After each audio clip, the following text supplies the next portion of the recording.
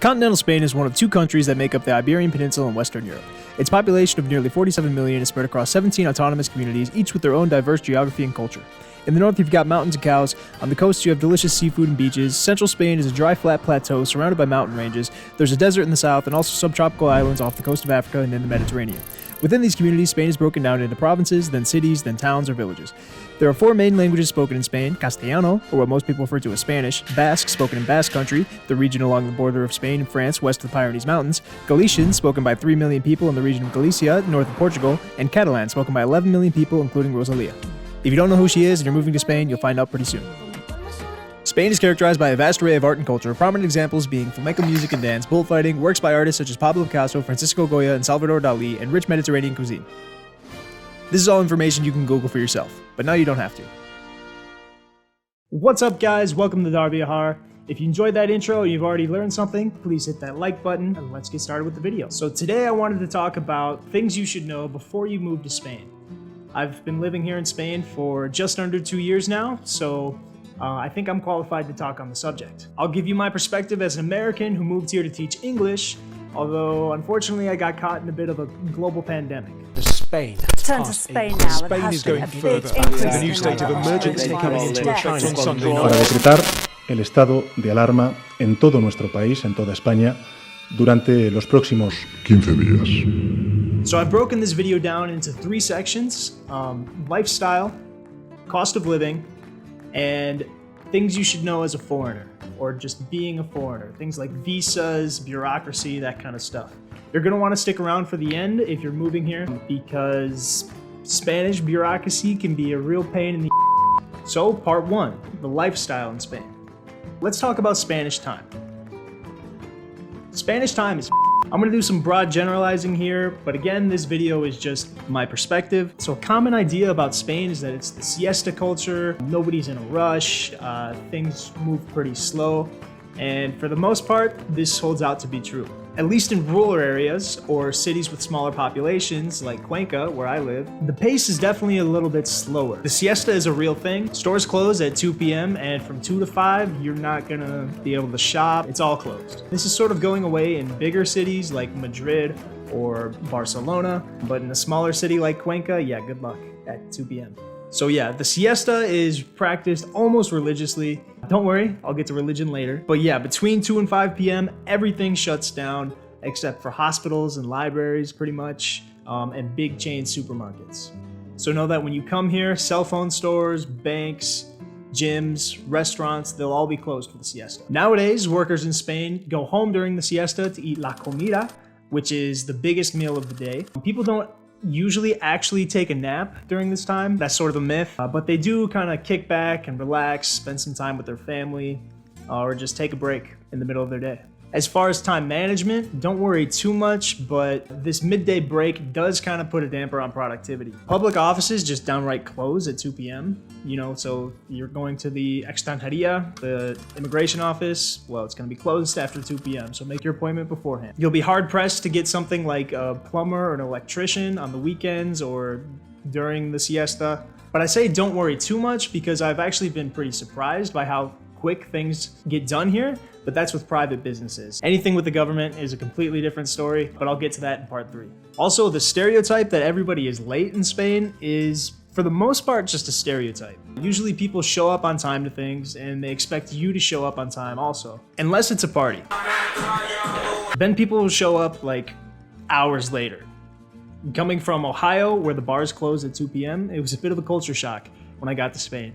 La gente está muy loca. So partying in Spain, usually a night out starts at like 11 at a friend's house or at a party. Then by around 2 a.m., you make your way to las discotecas, the clubs, and then you're there partying until like 6 a.m. sometimes. Or if you're real hardcore, when the discotecas close, you go back to another person's house and you stay partying until like 2 p.m. the next day. What the fuck?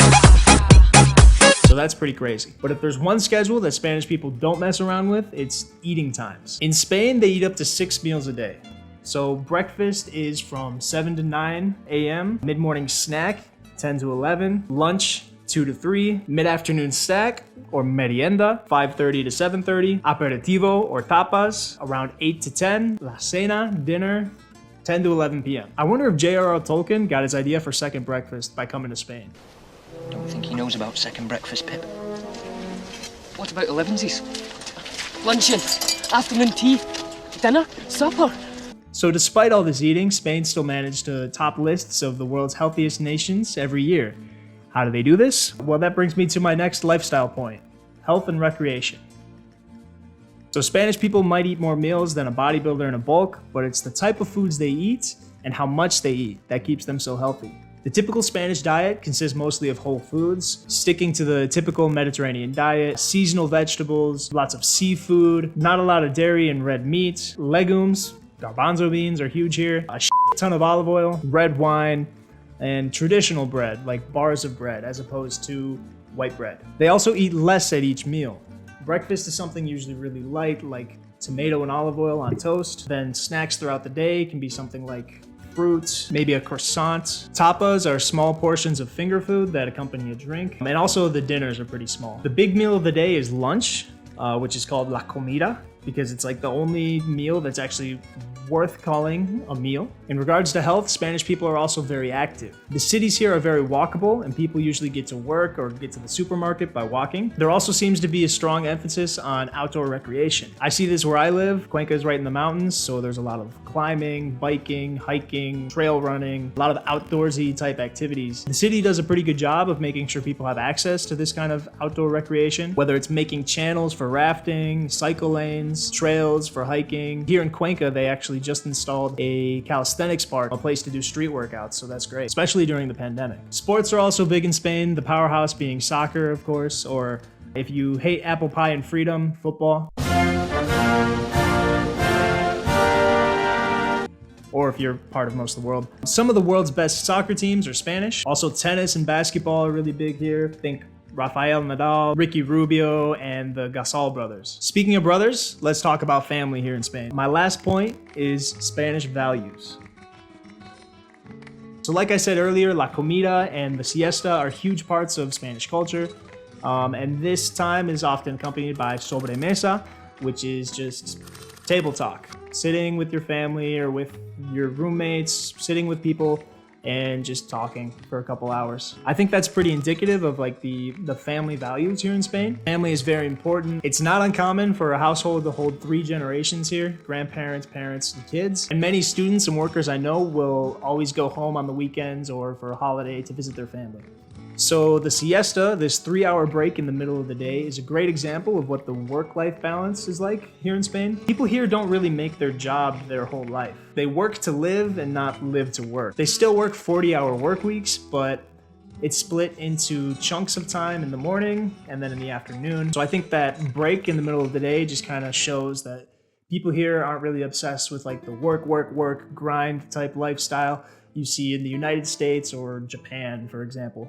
There are also Spanish laws that guarantee a 12-hour break between working days, 16 weeks of paid maternity leave and paternity leave, and 30 days of holiday a year. So that's pretty nice. By the way, holidays in Spain are a big deal here. As somebody who's not from Spain, I'm still trying to get used to the Spanish calendar because on a dia festiva, basically everything is closed. Everything except for las alimentaciones, which are convenience stores here in Spain. On a side note, alimentación literally just means nourishment or feeding. So I think that's a great name for these stores. Pretty straight to the point. So yeah, people love closing their shop for any holiday that might arise. Or, you know, just like sometimes there's strikes. It's super common in Europe. But yeah, you're going to want to learn the festive days or else you're going to end up eating canned beans, which are actually pretty good here. This is my favorite brand. So I won't try to get into political values because Spain is pretty divided when it comes to that.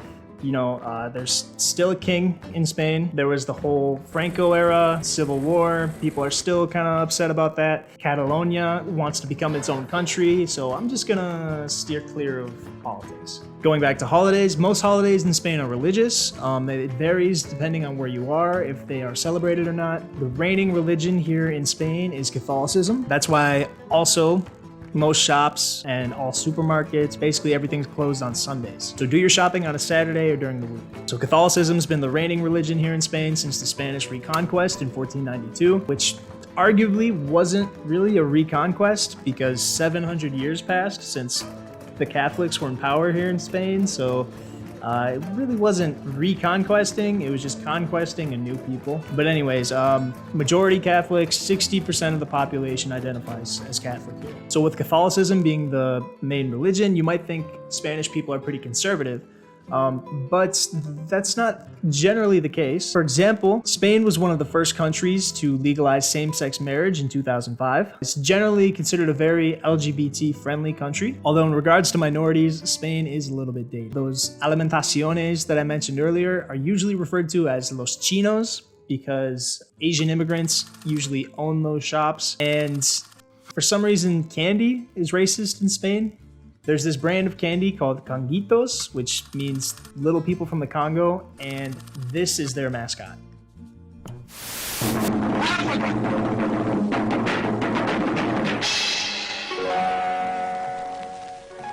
Son de rechupete. Yeah, that definitely wouldn't fly in the United States. One more thing I want to mention is that sustainability is super important here.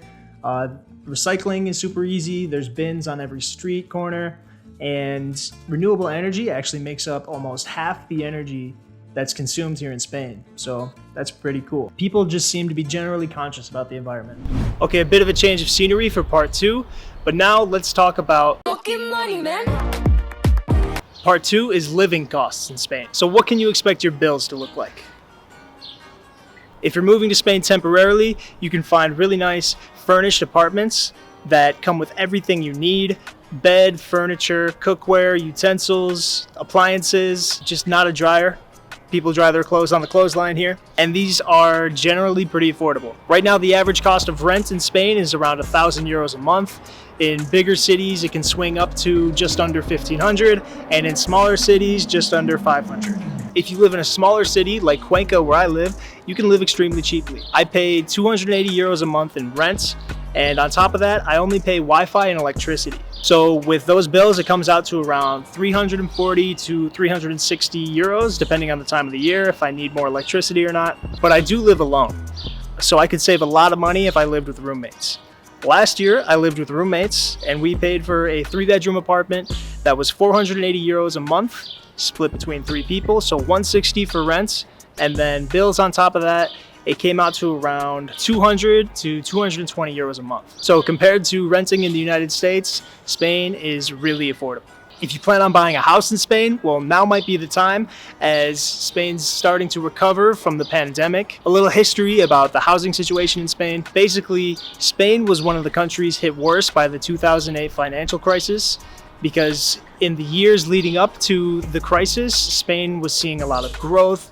They were starting new construction projects, building a lot for this expectation that they would need to have a lot of homes for people to live in. Then the crisis hit, and a lot of these construction projects were just abandoned because they couldn't afford to continue them. So fast forward to just before the pandemic, Spain was starting to turn around, starting to see some progress and growth, and then boom, pandemic hits. Everything slows down, and just now, as we're coming towards the tail end of the pandemic, hopefully things are starting to see improvement again. So now might be the time to buy before the prices get too high. If you're in the market for an entire village, you can go to Galicia, where there's just Spanish ghost towns that have been abandoned over time, and they're for sale. So you could be the proud owner of a Spanish ghost town in Galicia. The next important living cost to talk about is the cost of transportation.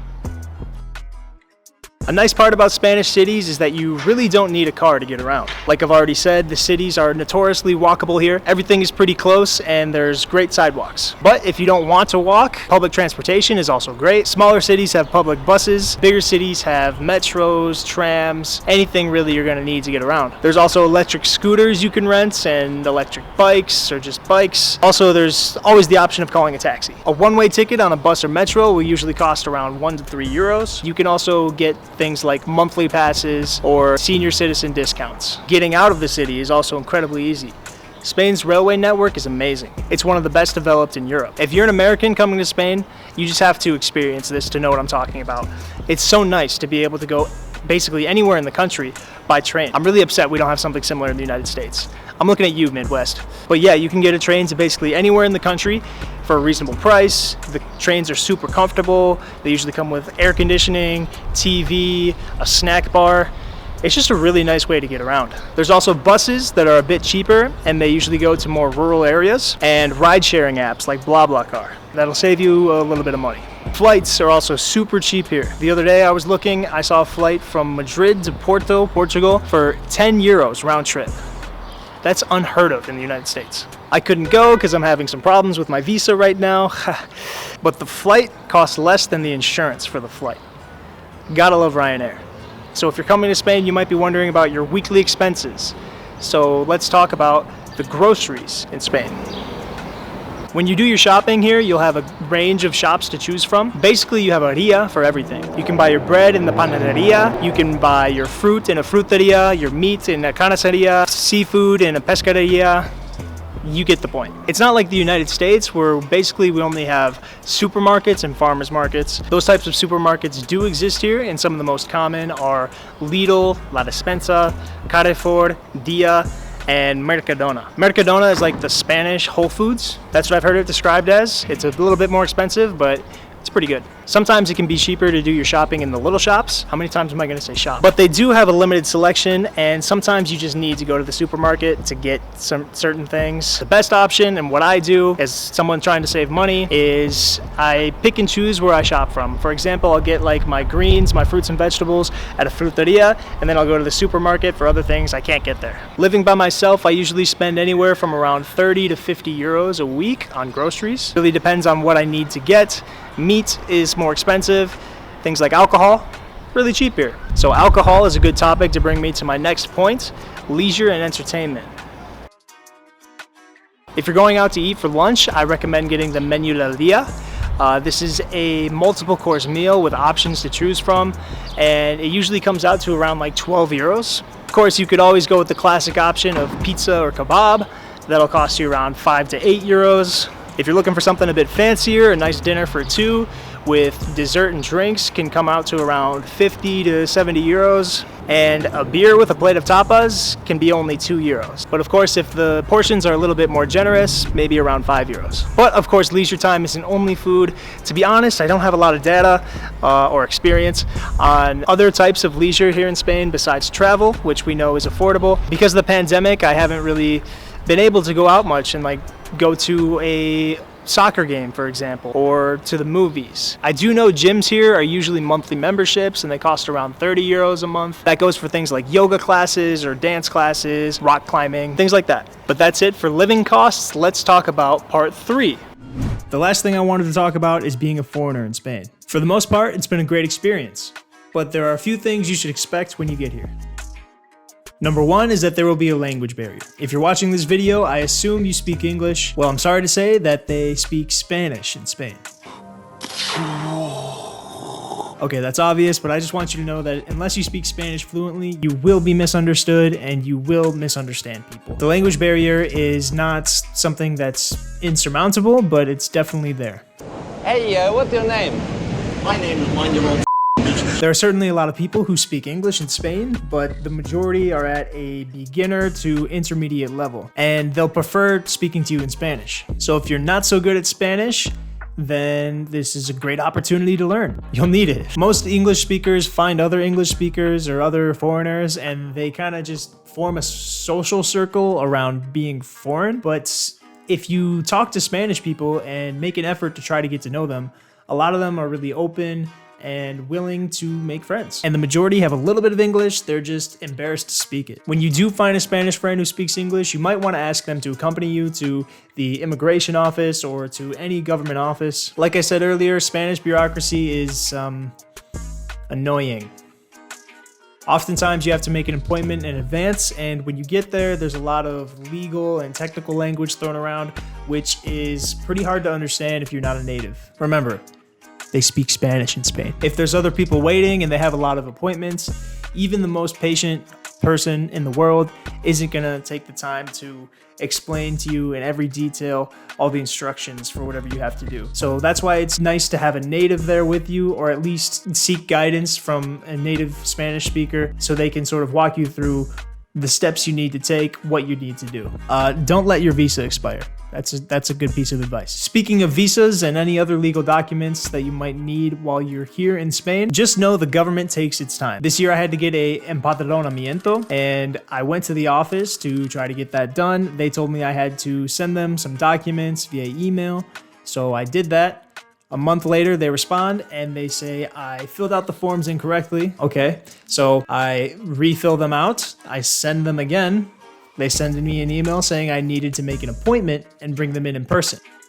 Okay, so I go to make an appointment, and of course, the soonest available appointment is a month in advance. So that was a nightmare. Don't make my same mistake. Go with a native and have them explain exactly what you need to do. So that's it, guys. Hopefully you found this video helpful, and now you'll be more informed for your move to Spain. Don't forget to subscribe if you're not already, and let me know in the comments if you have any more questions. I'll try to respond to everyone. And until the next one, give travel. Bye, guys.